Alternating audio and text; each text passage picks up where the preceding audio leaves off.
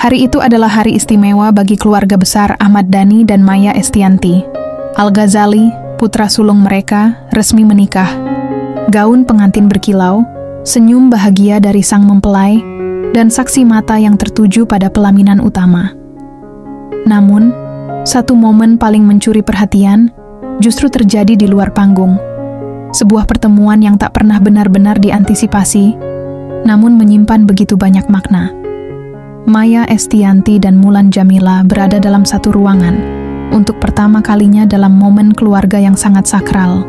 Dua perempuan, dua sejarah, dua takdir yang pernah berjalan seiring, kemudian berseberangan, kini duduk dalam satu ruangan, menyaksikan seorang anak lelaki yang pernah mereka besarkan dalam versi cerita yang berbeda, menikah dan memulai hidup baru.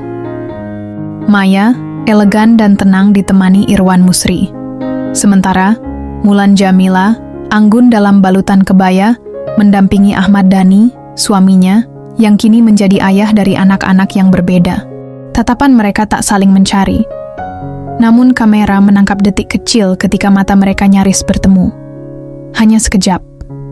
Tapi cukup untuk membangkitkan gelombang emosi yang selama ini tersembunyi di balik panggung hiburan, politik, dan keluarga. Pernikahan Al-Ghazali bukan hanya pesta cinta.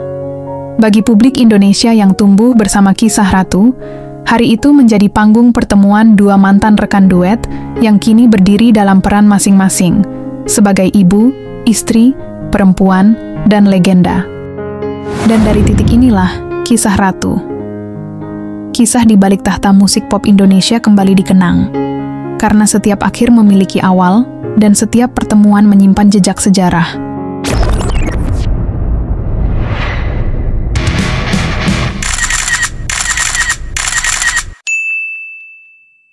Di awal milenium baru, saat industri musik Indonesia masih mendambakan ikon-ikon baru, seorang produser muda bernama Ahmad Dhani memutar otaknya. Ia bukan hanya penggagas band legendaris Dewa 19, tetapi juga pebisnis musik ulung. Pada tahun 1999, Dhani memiliki sebuah ide, menciptakan sebuah girl group yang bukan hanya menjual tampang dan gaya, tapi juga kualitas vokal dan musikalitas. Dhani memulai proyek tersebut dengan menggandeng seorang penyanyi muda berbakat dari Jakarta bernama Maya Estianty, yang juga merupakan istrinya.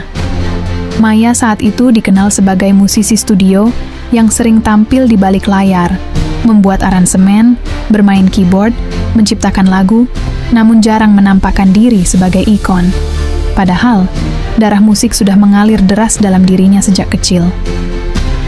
Lulusan jurusan musik UI ini tak hanya cerdas, tapi juga memiliki karisma tersendiri. Setelah diskusi panjang, Maya setuju. Dia akan menjadi otak di balik grup perempuan ini, mengaransemen, mengatur konsep, namun juga tampil sebagai bagian dari wajah grup. Maka dibentuklah Ratu, sebuah nama sederhana namun kuat, melambangkan dominasi, kejayaan, dan aura kekuasaan di panggung musik. Pada tahun 2000, Maya menemukan partner vokalnya, Pinkan Mambo. Gadis belia berdarah Minahasa ini ditemukan Maya di sebuah kafe di kawasan Blok M. Saat itu Pinkan sedang tampil sebagai penyanyi kafe, membawakan lagu-lagu barat dengan penuh penghayatan. Maya yang kebetulan hadir malam itu langsung terpukau. Pinkan dengan suara serak basah dan teknik vokal alami yang kuat menjadi pilihan tepat. Ia lugu, penuh semangat, dan bersedia belajar. Maya pun segera membawa Pinkan ke studio dan mulai menggarap album pertama Ratu. Proyek ini diberi judul Bersama dan dirilis pada tahun 2003. Lagu andalan Aku Baik-Baik Saja dan Salahkah Diriku Terlalu Mencintaimu langsung meledak. Ratu tampil beda. Mereka bukan sekadar duo cantik dengan dandanan glamor, tapi juga menghadirkan aransemen yang matang, beat catchy, dan lirik-lirik penuh kiasan. Album ini terjual lebih dari 250.000 kopi, sebuah angka fantastis untuk debut grup baru.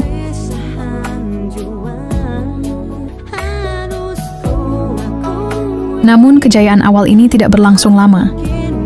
Ketika popularitas mereka mulai naik, kabar mengejutkan muncul, Pinkan Mambo hamil di luar nikah. Pinkan Mambo, saat itu berusia 22 tahun, terpaksa mundur dari Ratu pada tahun 2004. Kehamilannya menjadi sorotan media, Dan meski Maya mendukung Pinkan sebagai teman, secara profesional langkah tersebut tidak dapat dipertahankan. Bagi Maya, ini bukan sekadar kehilangan partner.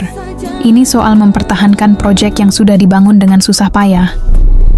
Ahmad Dhani pun sempat kecewa, namun ia mendukung keputusan Maya untuk mencari pengganti. Kepergian Pinkan menjadi luka tersendiri. Banyak penggemar yang kecewa, namun Maya tahu, roda harus tetap berputar. Ia tak bisa berhenti di tengah jalan. Setelah masa transisi, Maya menemukan sosok yang dianggap mampu meneruskan estafet. Raden Terry Tantri Wulansari, yang kemudian berganti nama menjadi Mulan Kwok. Wanita ini sebelumnya juga penyanyi kafe dan backing vokal. Penampilannya eksotik, dengan tubuh tinggi semampai dan suara khas. Mulan memiliki karakter kuat, baik secara vokal maupun visual. Maya melihat potensi besar. Ia pun mengajak Mulan bergabung sebagai personel baru Ratu. Nama panggung Mulan Kwok disematkan atas ide Dhani, terinspirasi dari gaya Asia Oriental. Maka, pada tahun 2005, Ratu kembali dengan formasi baru, Maya Estianty dan Mulan Kwok.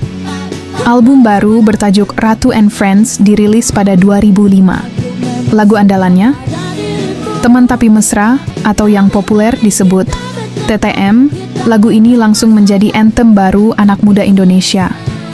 Dengan lirik yang menggoda dan easy listening, ditambah koreografi menggoda Mulan dan gaya maskulin Maya, Ratu menjelma jadi fenomena nasional. Video klip TTM ditayangkan di mana-mana. Album mereka terjual lebih dari 400.000 kopi dalam waktu singkat. Media menyebut Ratu sebagai duo wanita paling berpengaruh di industri musik Indonesia. Kekuatan utama mereka bukan hanya pada lagu, tapi juga pada citra. Maya yang cool dan tegas, kontras dengan Mulan yang manja dan feminin. Konsep ini disukai banyak orang karena menghadirkan dinamika khas. Namun, badai kembali datang. Hubungan profesional antara Maya dan Mulan mulai renggang. Meski di depan kamera mereka masih tampil kompak. Beberapa sumber menyebutkan bahwa di balik layar ada ketegangan mengenai porsi kontribusi, pembagian honor, dan pengakuan atas karya. Mulan merasa dirinya adalah wajah dan suara utama Ratu, sementara Maya tetap menegaskan bahwa ia adalah kreator konsep, penulis lagu, dan arsitek utama dari kesuksesan grup tersebut. Puncak ketegangan ini terjadi pada tahun 2007. Tanpa pernyataan resmi dari Ratu, Mulan tiba-tiba bergabung ke manajemen Republik Cinta Management, label musik milik Ahmad Dhani, sebagai penyanyi solo. Keputusan ini mengejutkan publik. Yang lebih mencengangkan adalah fakta bahwa langkah Mulan ini dilakukan tanpa koordinasi maupun pemberitahuan kepada Maya, mitra musiknya. Tak hanya Ratu yang bubar secara mendadak, tapi rumah tangga Maya Estianty dan Ahmad Dhani pun ikut terhempas. Isu pun beredar cepat bahwa kehadiran Mulan di tengah pernikahan Maya dan Dhani bukanlah sekadar urusan profesional. Meski pada saat itu tidak ada pernyataan resmi dari Mulan maupun Dhani, publik mulai menaruh kecurigaan bahwa ada cinta segitiga yang membuat semua runtuh. Mulan Kwok sempat menghilang dari radar musik, hingga akhirnya muncul kembali dengan identitas baru. Mulan Jamila, lambat laun, gosip itu akhirnya terbukti. Pada tahun 2009, publik dikejutkan dengan kabar bahwa Ahmad Dhani dan Mulan telah menikah secara siri. Tidak tercatat secara resmi di negara saat itu, dan dari pernikahan itu, mereka telah memiliki seorang anak. Pengakuan ini tidak datang dalam bentuk konferensi pers dramatis, melainkan perlahan-lahan dibuka melalui media dan wawancara. Pernikahan mereka baru dilegalkan dan dicatat secara hukum pada tahun 2011. Ketika itu, Mulan akhirnya mengakui bahwa ia adalah istri dari Ahmad Dhani. Pengakuan ini membuat publik gempar, bukan hanya karena status barunya sebagai istri musisi besar, tetapi karena luka masa lalu antara dirinya, Maya, dan keluarga Dhani yang belum sepenuhnya sembuh di mata publik. Namun Maya bukan tipe perempuan yang mudah menyerah. Pada 2008, ia kembali dengan proyek baru bernama Duo Maya, melanjutkan semangat Ratu namun dengan identitas baru. Untuk mengisi posisi partner vokal, Maya menggandeng seorang perempuan asal Malang bernama Dwi Mei Chan. Mei Chan dikenal dari ajang pencarian bakat di salah satu acara stasiun TV. Dengan tampilan tomboy, suara kuat, dan attitude panggung yang berani, ia menjadi pasangan yang cocok bagi Maya. Album perdana duo Maya bertajuk Maya and Friends, dirilis dengan single andalan Ingat Kamu. Lagu ini sukses di pasaran, meski tidak semeledak era Ratu. Namun nama Maya berhasil bertahan sebagai produser, musisi, dan performer yang dihormati. Dari Pinkan Mambo, Mulan Jameela, hingga Mei Chan, semua memiliki satu kesamaan. Pernah duduk di singgasana Ratu, grup perempuan paling fenomenal di awal 2000-an. Meski formasinya berubah-ubah, tak bisa dipungkiri bahwa keberadaan Ratu telah mengubah lanskap industri musik Indonesia. Setiap masa memiliki cirinya sendiri. Pinkan Mambo mewakili era eksperimen dan kejujuran. Suara Pinkan yang powerful dan emosional menjadi fondasi awal. Mulan Kwok merepresentasikan puncak kejayaan, di mana Ratu menjadi ikon pop culture. Mei Chan membawa semangat baru, berani, bebas, dan membentuk identitas lebih dewasa. Setelah Ratu bubar, masing-masing personel meniti jalannya sendiri. Pinkan menjadi penyanyi solo rohani, Mulan menjadi istri Ahmad Dhani, dan aktif sebagai politisi. Sementara Maya tetap di industri musik, menjadi juri berbagai ajang pencarian bakat, dan menikah dengan pengusaha Irwan Musri. Ratu bukan sekadar grup musik, ia adalah simbol dinamika perempuan di industri hiburan, tentang kekuatan, rivalitas, kerja keras, dan tak jarang juga luka. Mereka membawa isu-isu baru, perempuan sebagai produser, hubungan kerja yang rentan dengan konflik, serta bagaimana industri bisa mengangkat dan menjatuhkan seseorang dalam sekejap. Lagu-lagu mereka masih sering diputar, dikenang, bahkan dinyanyikan ulang oleh generasi baru.